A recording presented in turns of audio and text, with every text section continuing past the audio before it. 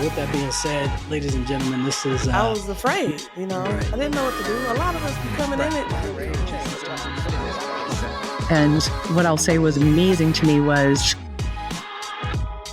Season 2. Welcome back to the L3 Perspective. My name is Glenn Davis. As you know, I'm sitting here with my co-host, Cameron Macias. Coach Cam. L3 Perspective, as you know, we talk about life, love, leadership. As we've talked about in the past, like, love, share, subscribe. Tell us what you like. Tell us what you don't like. Because at the end of the day, we do it for you guys.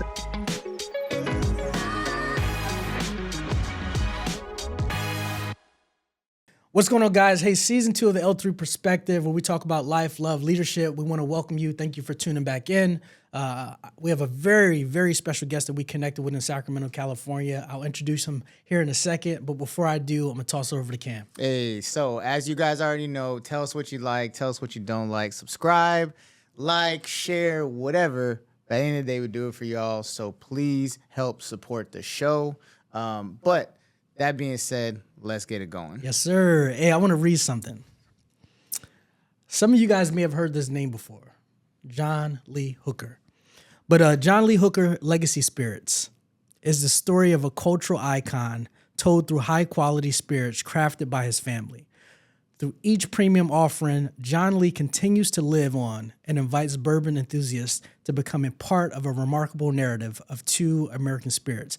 John Lee Hooker Legacy Spirits is proud to partner with the John Lee Hooker Foundation, an organization dedicated to supporting the needs of children and youth through arts, education, and health, located within San Francisco Bay Area and communities influenced by the music of John Lee Hooker. Something else I want to highlight, Cam.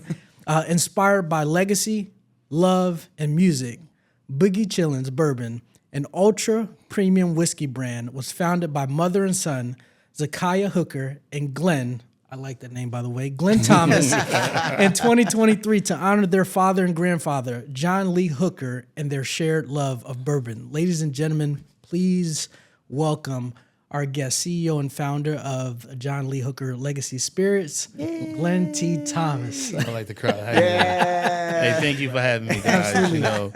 Really excited to be here.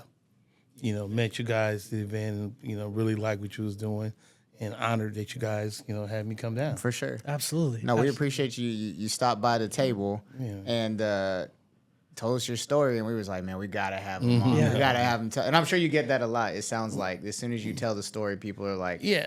we gotta tell this. Yeah, because it's a story I think everyone can relate to. It's about, family legacy, and, unfortunately, as a lot of, African Americans, blacks, whatever you want to call it, a lot of times our legacies are lost. We don't hold on to them, and so to me, it's very personal that my grandfather's legacy stayed within my family because, he was, he was the man. He was to the world. He was the king of the boogie. To me, he was granddaddy. Yeah. So, Yeah. I definitely, love this journey I started. And, we go more into that because some days good, some days bad. Of course. That's life. That's life. There you go. Yeah, it's interesting that you mentioned. I remember when I first was talking to you in Sacramento, and you were like I was observing your facial expressions when you talked about your grandfather, and I related to that because I feel like partly I am the man I am today because of my grandfather. Right? I remember I used to look at him, and when I was younger, just like, man, he's like the Godfather. Everybody respected him. He was such a gentleman. Yeah. And so I'm definitely looking forward to talking about the legacy. And you mentioned that because, I didn't grow up with my father. My mother got divorced, and he was in Detroit. He dealing with his own stuff. So my grandfather was more like a father to me. And, growing up in Oakland, so many different pitfalls that was in front of me. And the main driving factor in my head was, do I want to make this phone call to my mother or my grandfather? How are they going to feel? So that guided me. I did some dumb stuff, but as we all, but like how you said, it's that never wanting to embarrass him or her, and because that's like he was a man. He wasn't, people just he wasn't no alpha man. This and that. That wasn't him, but he very well respected. Everybody loved him, and to me, that's what I strive for. Yeah. Yeah. So what had you come to the event? The Like event how that did we you? met. Some ModelCon, like where we met you. Oh, like, yeah. So, you know. So and the reason why You know, because I used to, can't you tell I'm a model, man? Yeah. Chris met Chris through my son, and Chris did some wonderful pictures for me, and he was telling me about his model camp months ago. He'd been telling me about this thing for Yeah, months. he been talking about it since like May. Yeah. And I'm like, yeah, whatever, man. Yeah, we can do it. Yeah, sure. Count me in. And I didn't, back in my mind, I wasn't thinking about it, but I put it on my calendar. It was There you a go. problem. I made a mistake. If I put it on my calendar, I'm going to have to remember. But, Chris wanted me to come there, and, I was really impressed with what he did and what he's trying to do in Sacramento with, helping people go after their dream. Because I think, so many times people have these dreams, and it might be crazy to somebody else, but if that's your dream, go for it. At least try it. Yeah. Right. You can't, what's the thing? Michael Jordan missed more than game winning shots Right. than he missed more than he made, but you miss 100% of the shots you don't take. So, Facts. so he's Clip giving it. people. So I woke up this morning and started listening to your grandfather, right? And it took me back to again my childhood, and I was like, oh, I've heard this music before, just never knew Yeah, the name, artist, yeah. right? And so as I was kind of like listening, and blues is very, it just puts you in this mood, right? And so I'm normally in that mood already in the mornings from like meditating and different things like that. But I wrote something down because it made me think about, and I've heard you say the word several times, legacy, right? And it was the things you do for yourself are gone when you are gone, but the things you do for others remain as your legacy. Yes. And so when I wrote that down, I thought about how your grandfather's music has inspired so many folks, have opened up doors for so many folks. And so what are your thoughts on just kind of hearing that when you think about legacy and your grandfather? You know what? A couple of things. Like when you said legacy, like my grandfather, like I said, his music is gonna live past me and everything else. But I think, and that's one type of things I take. It's prideful. It's very prideful to me that I come from a great man who came from nothing. I was watching this. Somebody sent me this old interview he did, and he was doing it with was it Thoroughbred? George Thoroughbred, I think. Okay. And the T-Birds, that was a good, right? Yeah, but Maybe. it was very, But he was interviewing. He was talking about the people that opened for him. The Rolling Stones, the Animals. Because when he went to Europe, he was just didn't realize how big he was. Somebody, because he was going back. He got his start. Started playing like 14. Left home a couple times. Sister brought him back one time. Went from Mississippi to Memphis up to Cincinnati, then went up to Detroit. But he always was chasing his dream, and as growing up, it's a lot of things you don't know until you get older. But I didn't know my grandfather couldn't read and write. My grandfather, all the songs, he's never written down a song. Oh, switch it straight off the dome. Yeah, and remember all of that. And I have a hard time finding my car keys. So remember 100. Just lost my wallet. Good thing I got my towel on it. Cheap. But so to see what he did, he raised family. He was working different jobs, playing at night, and I remember he told me stories like one of his famous songs was "Boom Boom."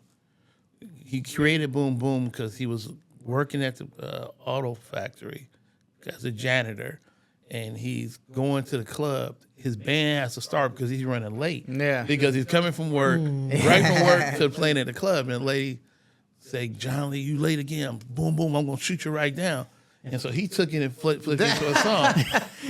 One of the most iconic blues songs ever. Wow. And his in the brand Boogie Chillin' Bourbon, people say, "Where Boogie Chillin' Bourbon come?" Well, Boogie Chillin' Bourbon was his first hit song, and first blues song to go #1 on the music charts back in 1948.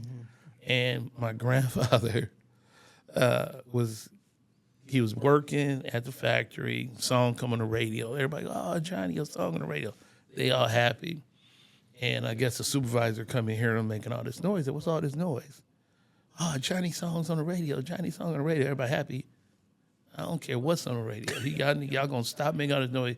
Y'all gonna keep cleaning up this place. My grandfather said, I quit.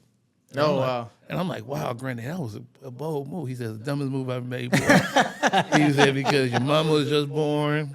Oh, man. And I had to go tell your grandmama that I quit my job. But, like I said, it took him 30 years to become an overnight success. But he chased his dream, and he had enough, pride to, like, you know what? I'm not respected. Let me go out and do it. And, I know he went through a lot because we talked about how you guys got met in Mississippi. My grandfather wouldn't go back down south. It took him years to go back. He would not go back. So, yeah. That makes sense because, the time frame of him growing up down there. Yeah. Was it 1917 or 14 that he was He born? was born in 17. Yeah, different years out Gotcha. there. Yeah. My great-grandma was born in 1919. He was 17, 14 because he tried to join the military, something like that. He lied about his age. Yeah. Like, did that. So, so legacy. So to me, that's legacy for this, Yeah. So For sure. legacy is big to me. Yeah. So you being from Oakland, so I'm originally from the Bay. Okay. So Oakland, Berkeley, Richmond, everywhere. I'm just a kid from Oakland. Yeah. That's my hashtag So- right there. So that being said, I mean, how many people are starting, bourbon brands from Oakland? Yeah. I mean, that's like, what's Yeah. that like? No, it's kind of surreal. This whole thing is kind of a little bit surreal. And I always try. I try and stay in the moment, but I always try and course. go out. So Yeah. I don't get too high. I don't get too low. Yeah. My fiance always say, "Oh, you need to enjoy it." I'm like, I'm enjoying it in my mind, but I can't dwell on that. But being from Oakland, Oakland gets bad rap, whatever. But a lot of strong and a lot of great things came out the city of Oakland. Yeah. And we felt that if you can make it out of Oakland, you can do it anywhere. Yeah. And, like I always talk about this, some days it's hard, blah, blah, blah. I tell people I quit 3 times a week in my mind. Oh, wow. I do. I quit 3 times a Yeah. week. And the thing I always think, it's okay. You got your little pity party. Let's Your pick 10 it up. minutes. Yeah. My mother only allowed me. Yeah. She gave us Get 15 you 10 minutes. She gave us 15 minutes. She was spoiling us. She gave us 15 minutes. But it's always you gotta keep moving. You gotta just keep pushing forward. And I just think that whole Oakland. I was the kid who went to the Black Panthers program, after school program. Yeah. Breakfast during the summer. So, all of that, and the music that came out to town. It was just, I just think we built different. Yeah. For sure. We got a little arrogance to us. Them city boys are built different. Yeah. We got that grind in us. we No, that's good. That's good. So I know your grandfather was a big inspiration to you, and jumping into the entrepreneur side of things, like being a CEO, like that's a big jump. Like what was it that that made you decide that you wanted to not just carry that legacy forward, but like jump into that space, because it comes with a lot. It comes with a lot. I didn't realize what it came with. I didn't realize the cost mentally, financially, emotionally. Financially. Let's say financially again. It's a big jump, but I felt I had no choice because my grandfather, like I said, a man from the South, couldn't read or write. He got taken advantage of Yeah. early in his career. For sure. And got a lot of his publishing got stolen, this and that. And I was living with him on and off when I was younger, middle school, because John Lee was by himself. And he asked my mother, can Glenn come stay with me? Talk about the schools. But me and John Lee, we couldn't live together, just me and him, because he's a blues artist, music star. He got lifestyle. Yeah. And, a little big head boy don't fit into that lifestyle all the time. Not straight. On the weekend, he can deal with it, it's just that I just have to get his stuff back because he worked hard. Yeah. Got all his publishing back, and then you hear so many artists passing away, and they don't have their estate in order, and it's probate, everybody fighting. He had everything wrapped up tight, Yeah. taking care, building legacy for years, and after about 20 years, my family sold the publishing, and to me, it was heartbreaking. It's as if I wrote those songs because it was supposed to be mine to give to my kids, for my kids to give to their kids and pass all the way down. And that's what he wanted. And so when they sold it, I'm like, wow, my grandfather's legacy gonna be gone, within, a few years. So I went back I said, I need to do something. And this is just my mindset. I said, I need to do something, get my granddaddy records back, like Fred Sanford said, or Bubba said on Sanford Son. I need to get my daddy records back. Right. And I was thinking, and for years, I wanted to do a bourbon, just because bourbon was our thing. I would go visit him, and we would pour a little glass of bourbon, throw a little water in there, and we would sit with that one drink Yeah. for a couple hours. Yeah. Just nursing that drink, just talking. He telling me about his travels and about music. I'm talking about my life. And it was just our time just to bond. And I'm like, man, okay, why not? And then when I was, one of my favorite stories when I turned 21. I went to Chico State, so I knew a little bit about partying and drinking a little bit. We was high academic standards, but we did party a little bit. And so, I was turning 21, and like most 21-year-olds in college, I was broke. Yeah. And I said, oh, birthday coming up. If I ask for some money on my birthday, he might be a little more friendly. So, hey, granddad, my birthday, I'm 21, I'm come see you. Why you come to see me? It ain't my birthday. I said, listen, okay.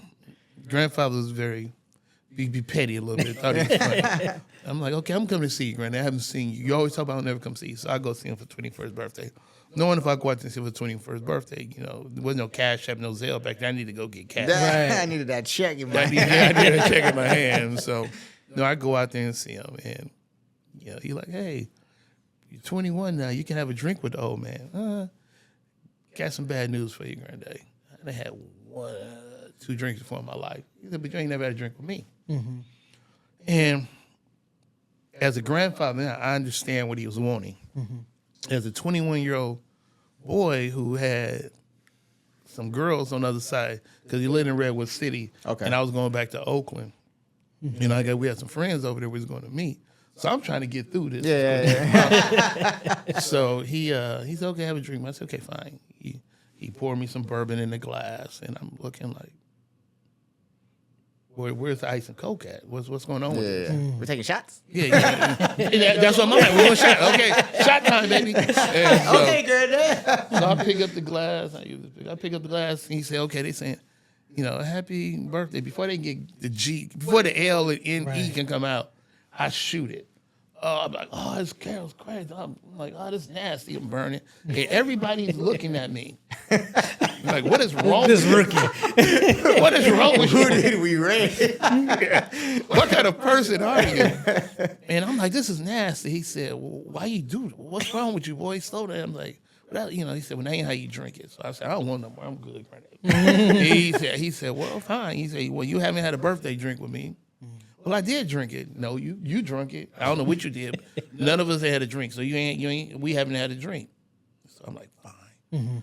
So now I'm like, okay, do I want to just stand on principle and walk out of here with my head held high, or do I want to get this money? Yeah. I'm like, okay, fine. So then he pours it in. He said, okay, now slow down, boy. And he said, okay, I want you just to hold the glass and just relax.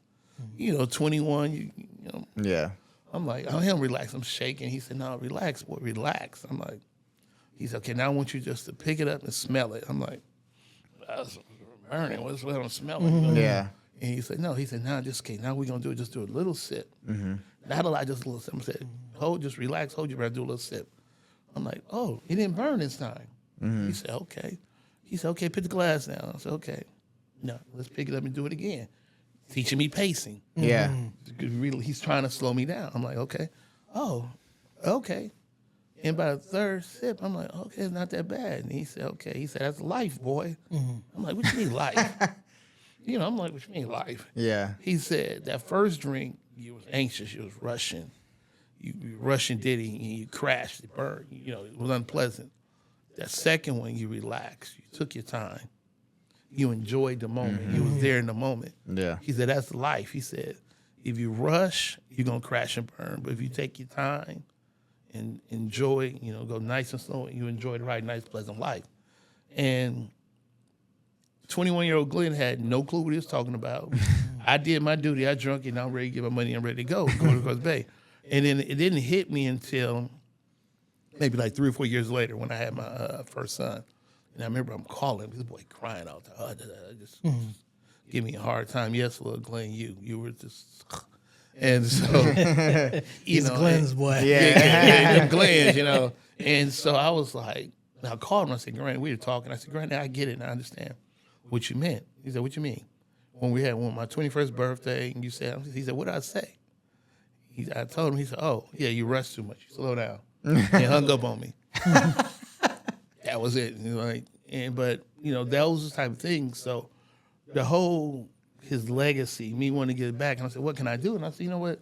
Let me create a bourbon. I spent about 2 years doing research. It wasn't something I just jumped into because I had to. We talked about planning this and that. I have to plan things out. I am not a creative. So I have to be structured in my thinking and planning. So I wanted to learn everything about the business that I could up to the point I got out there. You're gonna learn something new once you get into it. But I did a lot of research, talked to a lot of different people, and it's amazing how many rooms and how many calendars I got placed on just because of John Lee Hooker.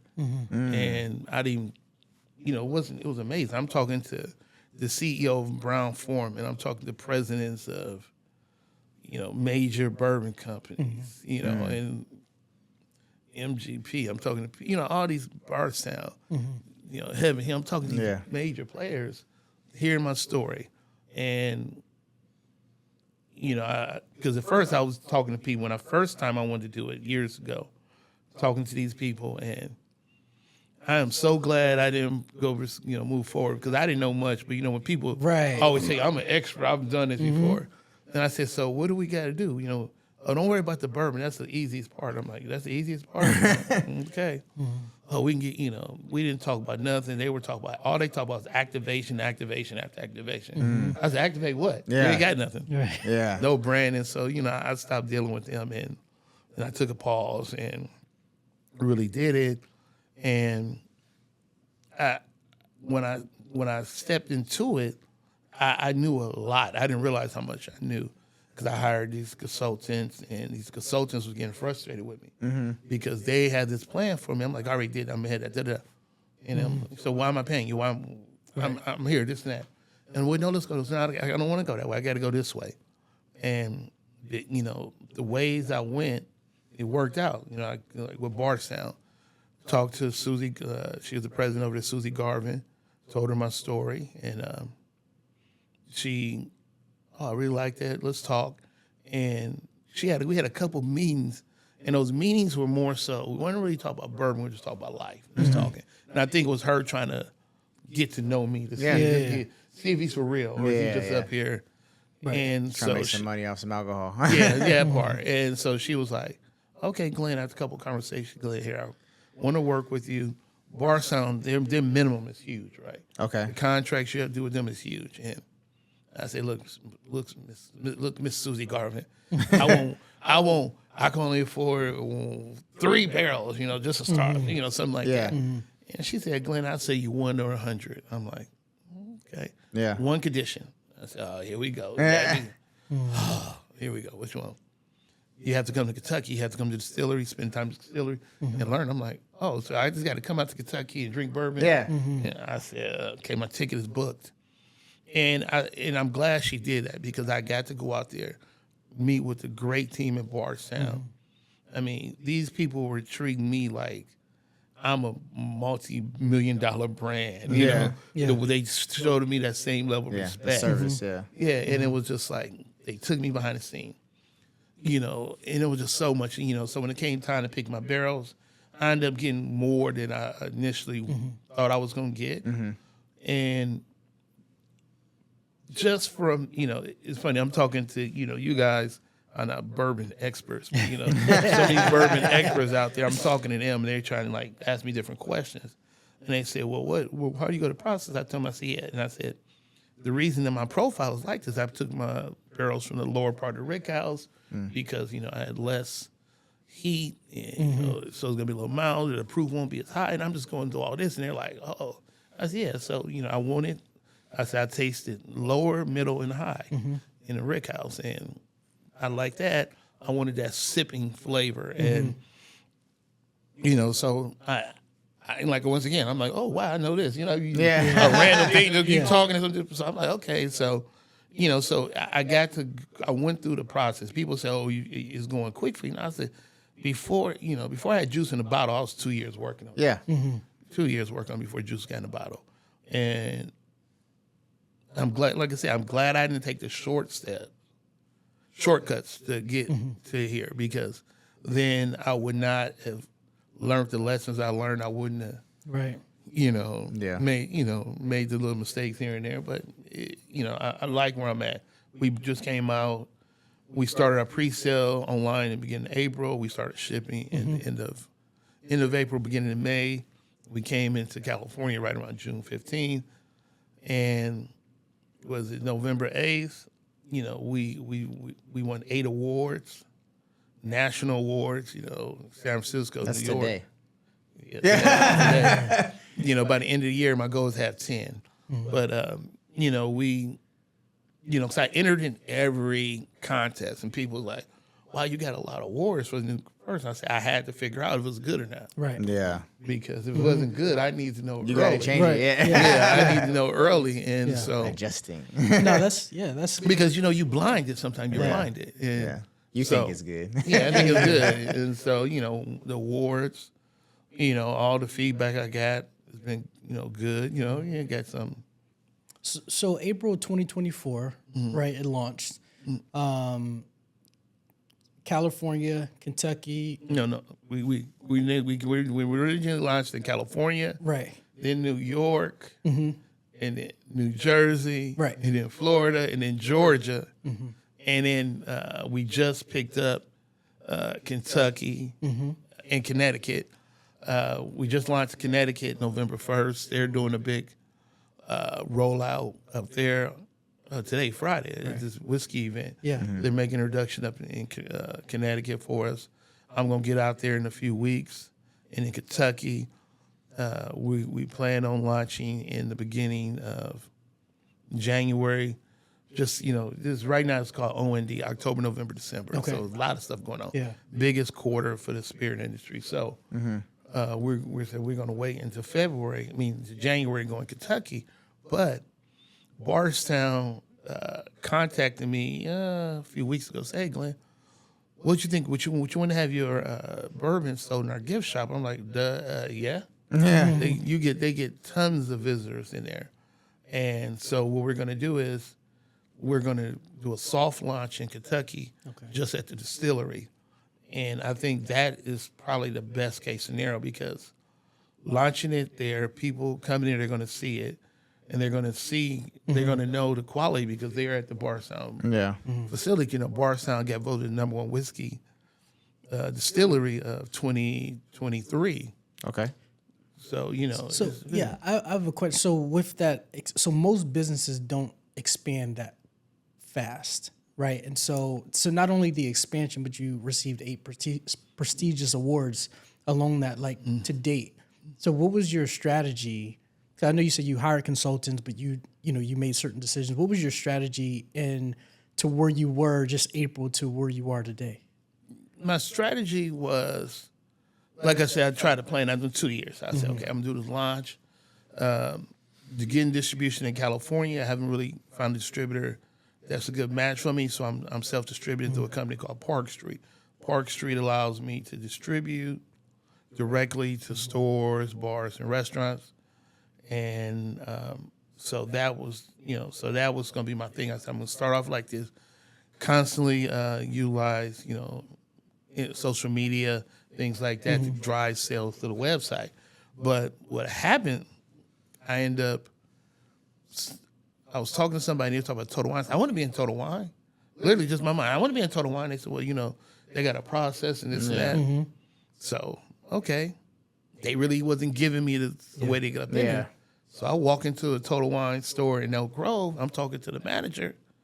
I said, hey, how do you get into Total Wine? Yeah. And he told me. And I happened to have a bottle with me that was open. I said, taste this, man. Yeah. And he said, oh, okay. And so he gave me an email. I sent the email. Literally, I typed up an email at probably 6. I finished about 6, 7. Walked away, came back, read it again. Because I'm one of the people, I got to walk away and come back. Yeah. And so I sent it off at like 9 p.m. Okay. I wake up the next morning, a buyer from Total Wine, oh, we love you, want to bring you in. I'm like, huh? Oh, snap. And it was just like that. And I'm like, okay. And I'm like, okay, fine. So we go back for still a process I had to go through. And so I was told somebody, oh, they accept me. So you still got to do this and that. Okay, fine. And then I'm like, okay, I'm going to do it. And then somebody said they'd probably give you like 4 stores to test you out. Oh, that's cool. 4 Total Wines. That's great. Beggars can't be choosers. They gave me 8 states Yeah. and 56 stores. Yeah. I'm like, huh? They gave me California, Arizona, Texas, Tennessee, Georgia, Yeah. South Carolina, New York, and Florida. Damn. And I'm like, wow, I got to fill these orders. So I need more barrels. yeah. And so it was cool because I just said, okay, I have to break. I'm a KISS person. Keep it stupid simple. Yeah. And I said, okay, it's too big to try and tackle all of this. So I said, I'm going to concentrate on California. So let me just fulfill my orders to California. I ran ads. And then they gave me, once again, beggars can't be choosers. Yeah. I was thinking they're going to give me Northern California because I asked for Northern California. Yeah. They gave me all Southern Cal. Oh, okay. And then I sent an email. I said, well, I'm in Northern Cal. Can I get Southern Cal? I mean, Northern Cal too? No, this is what we came up with. Yeah. Okay, thank you, sir. And so, so I run ads, down there. I called every Total Wine manager, introducing myself. You get my product. They didn't even know they had it in there. It just came in. I got to know. I could look in reports. Oh, they got it delivered on Monday. Yeah. I called them on Wednesday. Yeah. Hey, there's we got this in there. They get stuff every day. And I introduce myself and, tell them about the product. And, I send everybody I know, hey, if you want a bottle, go down there and buy it. And then I start running those ads. They're going through this. And now start off buying 1 case. And they want now they're each order they're buying like 2 cases each. Okay. In the 14 stores down in Southern Cal. So that's a month. So it's picking up. Yeah. And then I said, okay, let's do New York. So we started doing New York.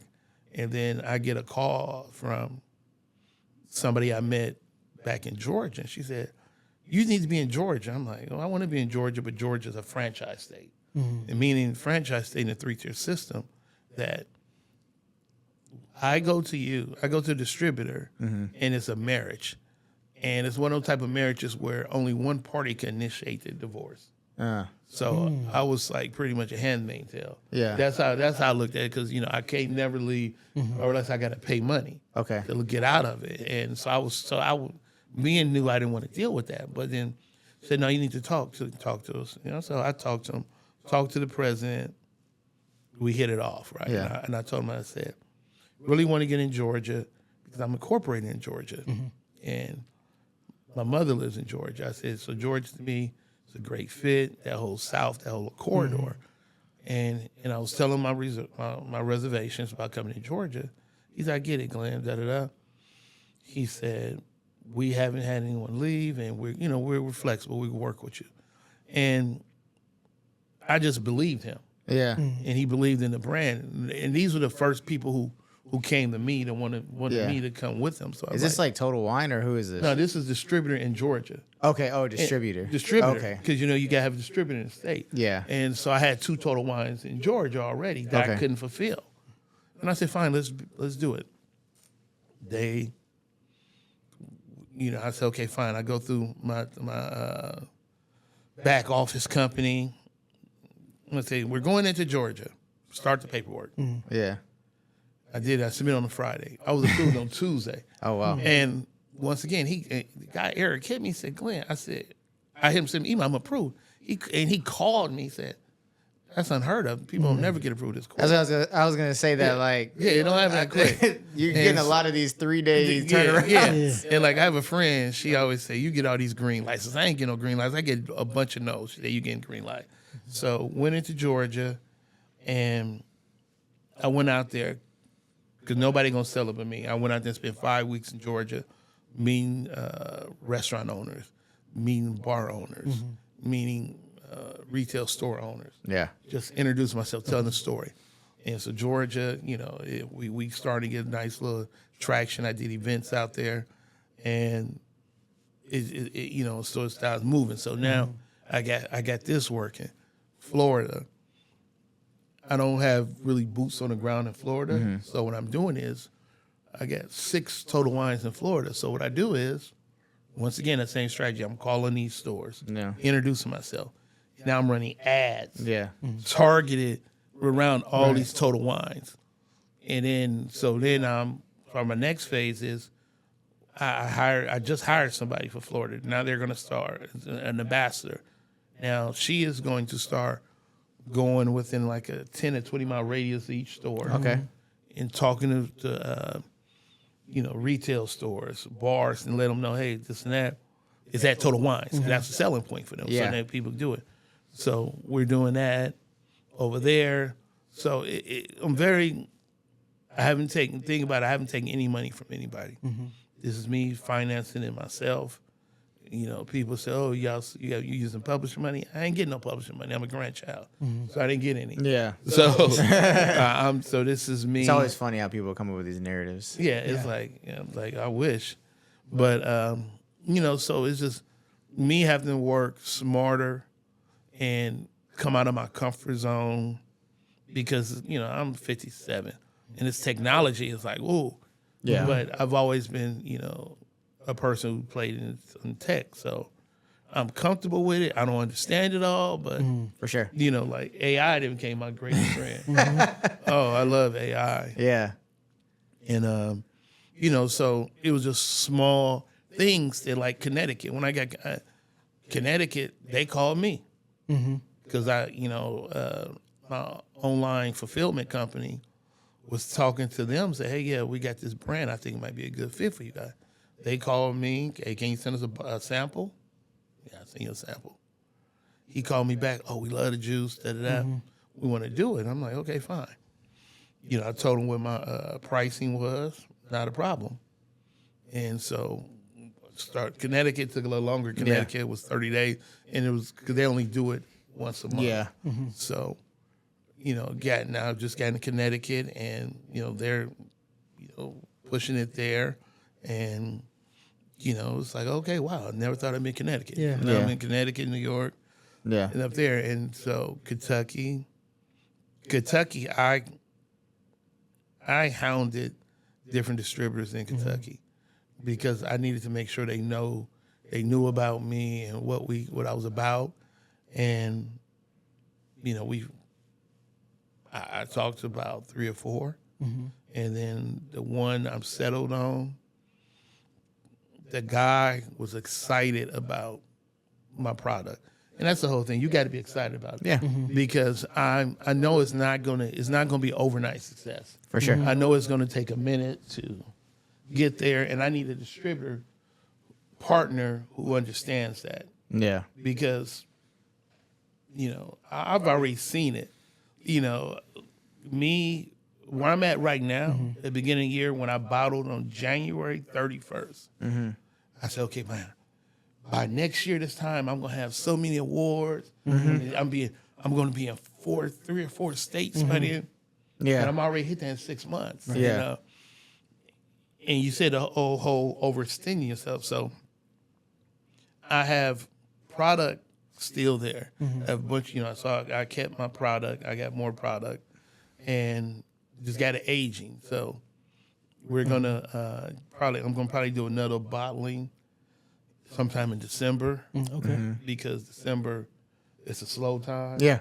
So I can easily get on there, and then gonna come out, because our website, we sold on the website, and so this next bottle I'm going to do is for the other states, because like I said, the next state I want to go into is Tennessee, Okay.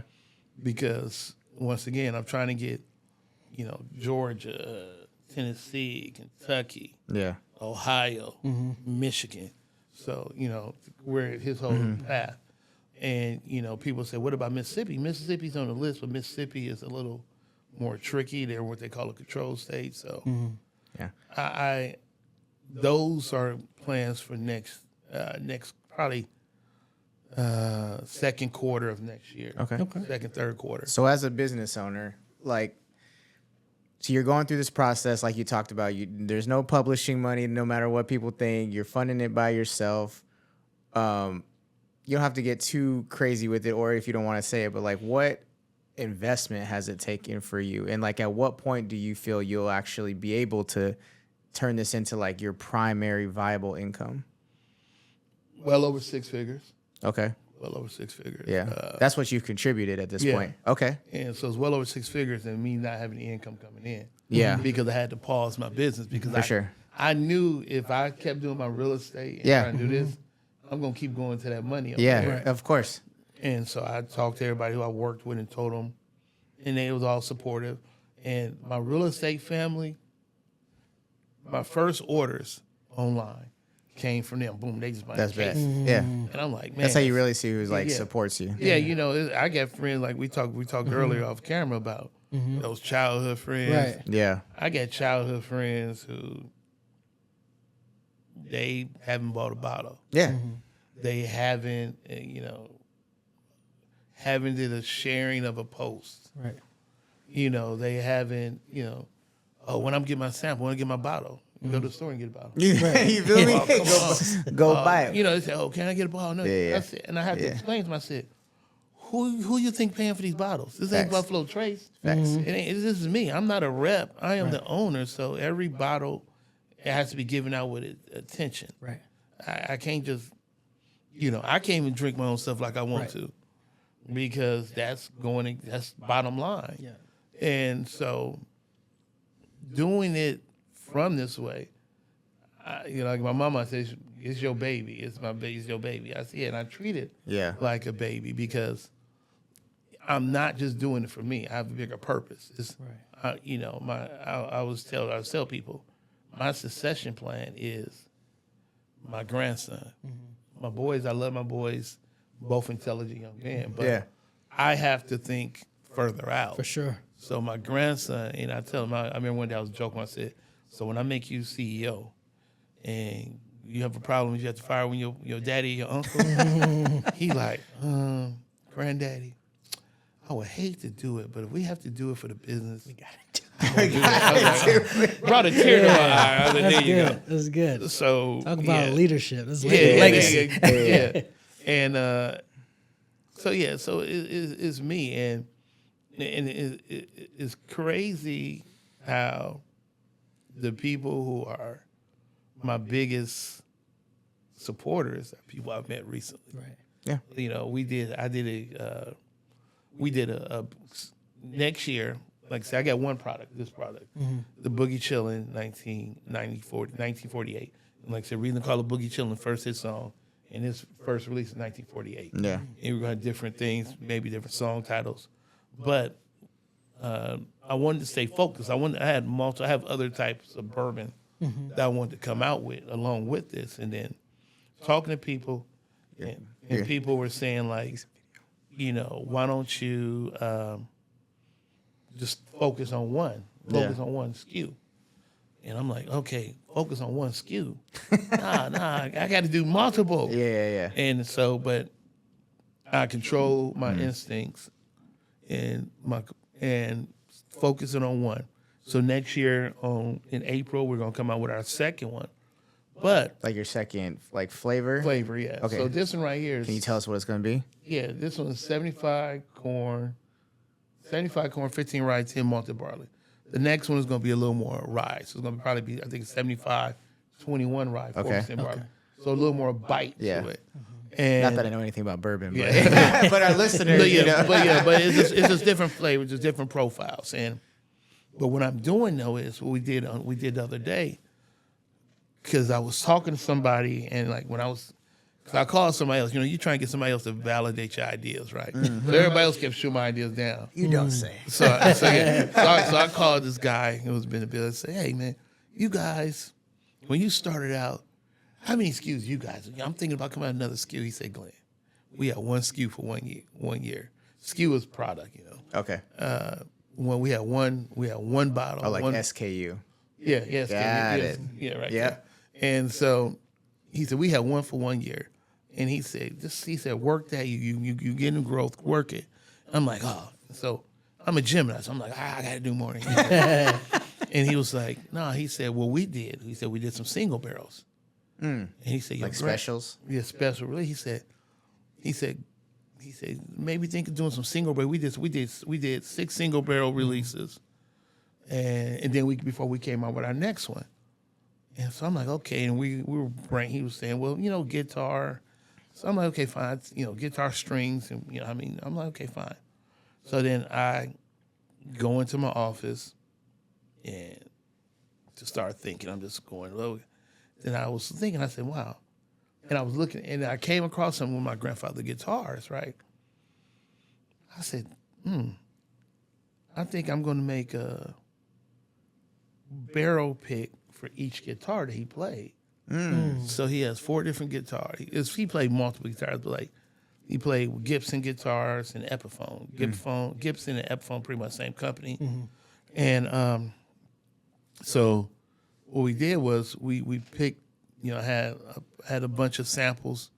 They pulled random barrels, sent me about 10 different samples of all the barrels. And we picked 4 barrels that we're gonna feature for each guitar. So I'm gonna release the first barrel pick in February. Okay.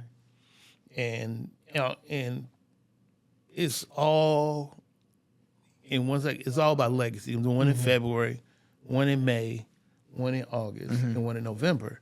The one in February, when I was telling people, they said, "Oh, you're doing for Black History Month."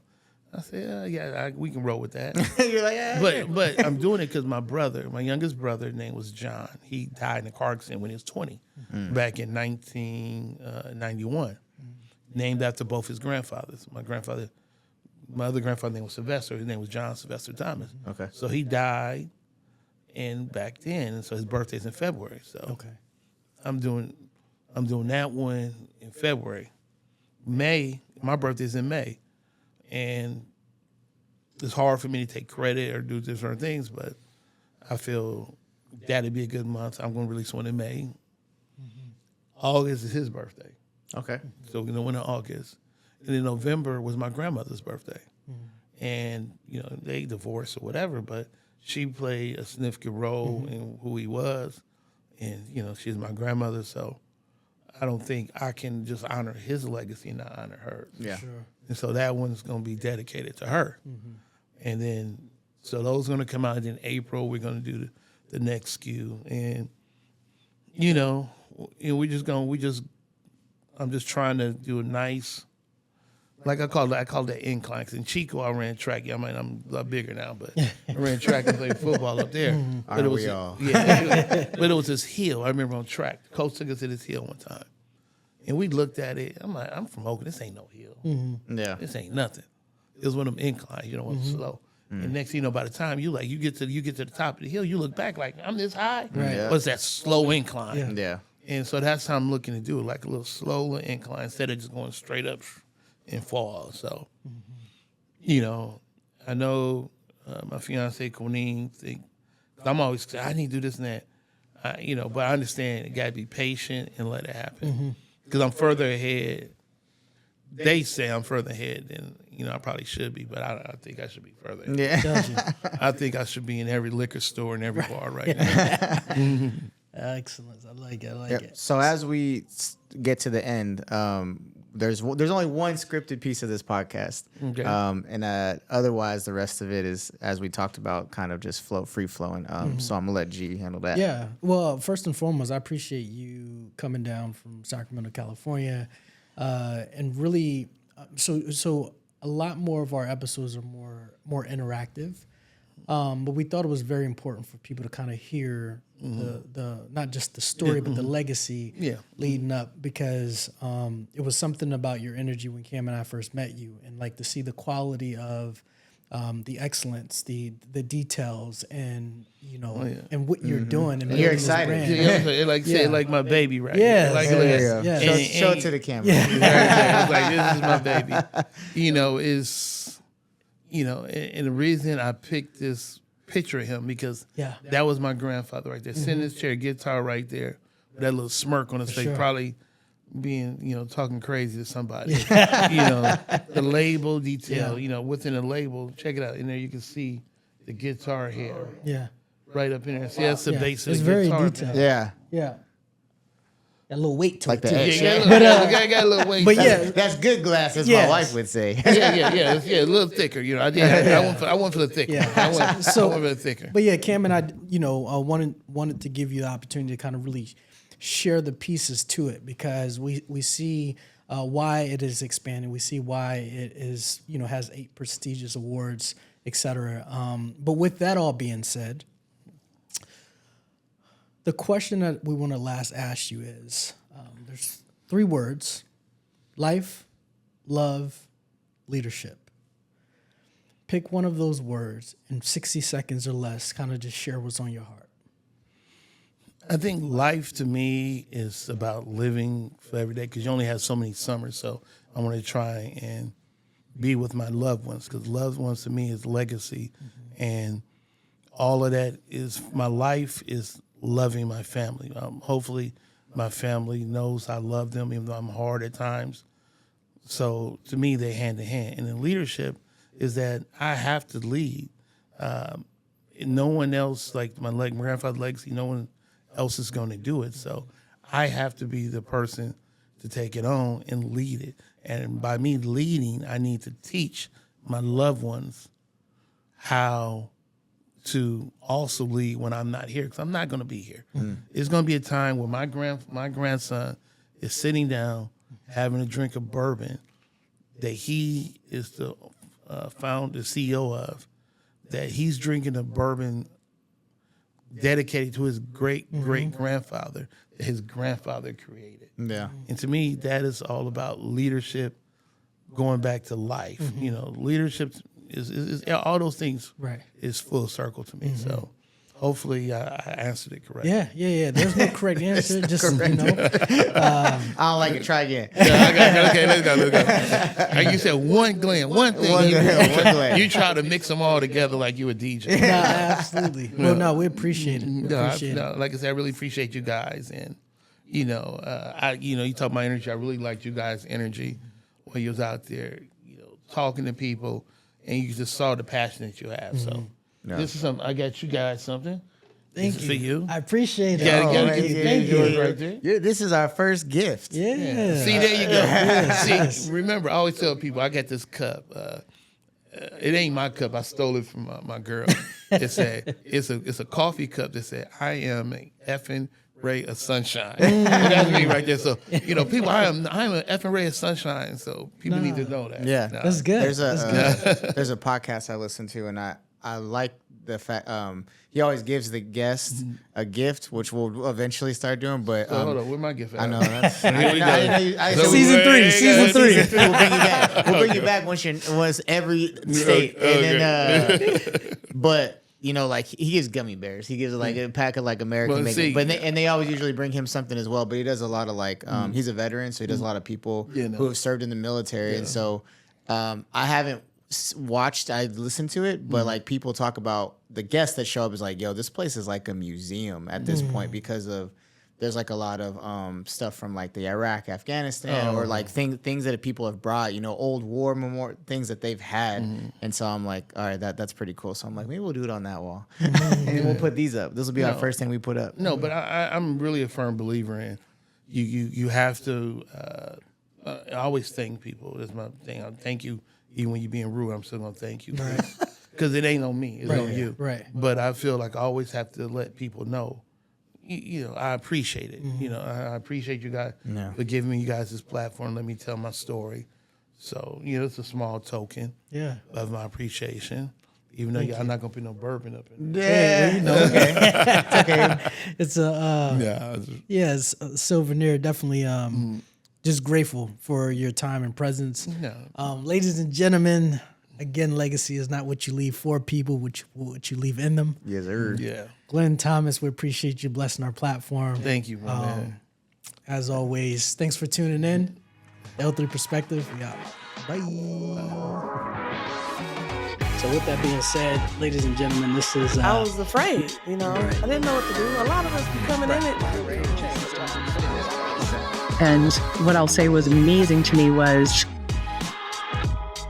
Season 2, welcome back to the L3 Perspective. My name is Glenn Davis. As you know, I'm sitting here with my co-host, Cameron Macias. Coach Cam. L3 Perspective, as you know, we talk about life, love, leadership. As we've talked about in the past, like, love, share, subscribe. Tell us what you like. Tell us what you don't like. Because at the end of the day, we do it for you guys.